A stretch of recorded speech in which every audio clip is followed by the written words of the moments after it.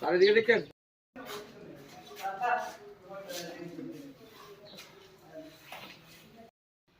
ভাই রে একবার শেষ করে গেছে রে ভাই। এমন ভাবছি না, স্বপ্ন ভাবছি না। খুলতে খুলতেই দিয়া লাইছে।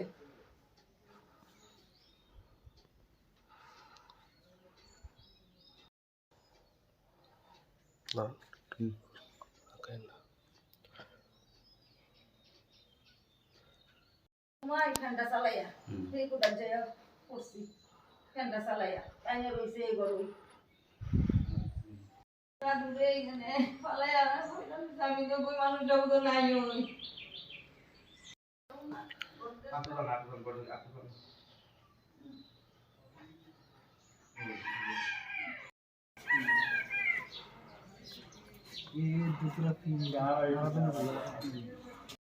এরপর আমি ওই ঘরে ফ্যানটা চলে আমি সেই ঘরে যাই শুয়েছি ফ্যান চালাইয়া। এখন দাদু এই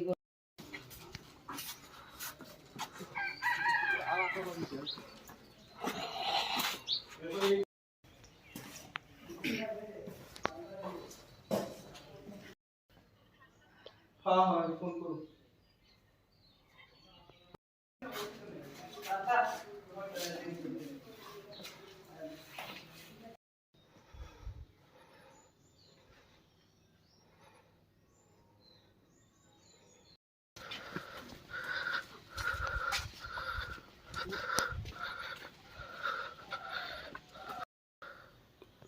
ঘটনা তো বুঝতাম পারছি না। প্রথম শুইছি সেই ঘরে, আমি শুইছি এই ঘর থেকে ওইটা গিয়ে আমার গরম লাগতেছে, এই ঘরে ফ্যানটা নষ্ট দেখে আমি সেই ঘরে দেয়া শুইছি ফ্যান চালাইয়া।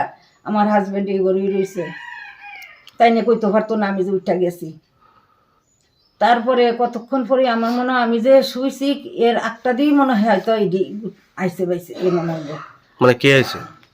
ডাকাই তোই না চোর, এখন তো আমি বুঝতেছি না। আচ্ছা, ডাকাতির মতোই তো করলো। হঠাৎ দেখি দরজাটা খুললো, ওই ঘরে ঢুকা টর্চ টিপ দিল। আমি মনে করছি আমার হাজবেন্ড নি কোনো এই ঘর থেকে উঠা গেছে, আমি যে এই ঘরে গেছি টর্চ টিপ দিয়ে দেখতে গেছে। আমি এমনি টর্চ আলোটা চোখে পড়ছে, আমি এই কে, আবার দিই 2-3টা লাইট। আমি আবার এমনি হাত দিয়া ইয়ে করছি, আমি এই চুপ চুপ, কথা কবি না, কথা কবি না। তখনই তো আমি বুঝা লাইছি।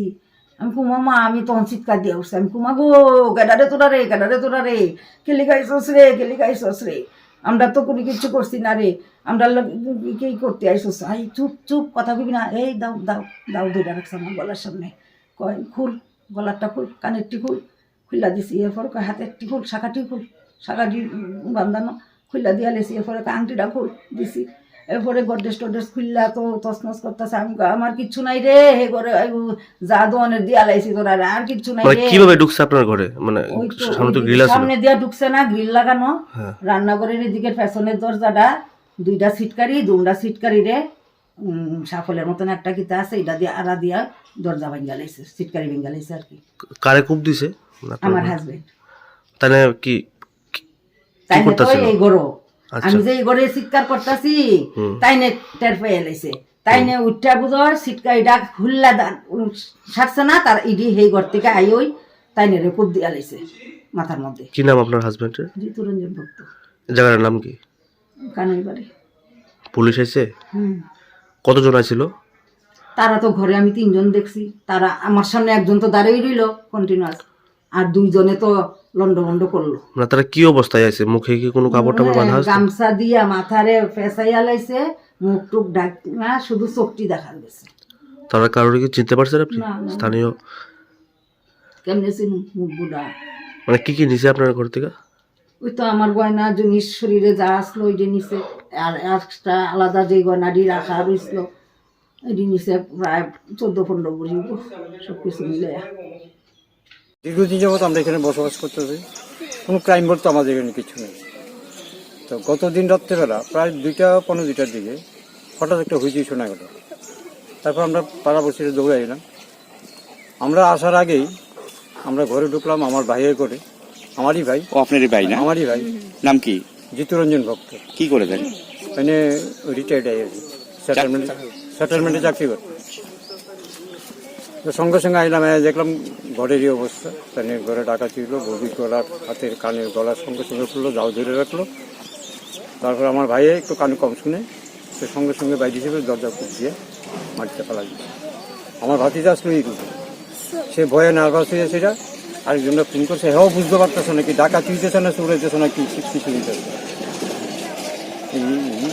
তারপর আমরা পুলিশ পার্সনকে খবর দিলাম, থানা বিশালগড় থানা, তারা আইলো রাত্রেবেলা, আইজিরা আইলো, পরে তারা ডগস করে নিয়ে। এখন আপনার ভাই কই আছে? এখন জীবিত আছে, অবস্থা খুবই ভালো। কোন সময় এই এলাকাতে এমন ডাকাতি হয়েছে? কোনো সময় ডাকাতি হয়েছে না, আজকে তো প্রায় 30-40 বছর আগে একবার ডাকাতি হয়েছে। এই প্রথম না? এই প্রথম হয়েছে। চুরি বলতে কিছু হয় না, এই প্রথম একটা ডাকাতি হয়েছে। কি নাম জায়গাটা? এটা হলো কানাইবাড়ি।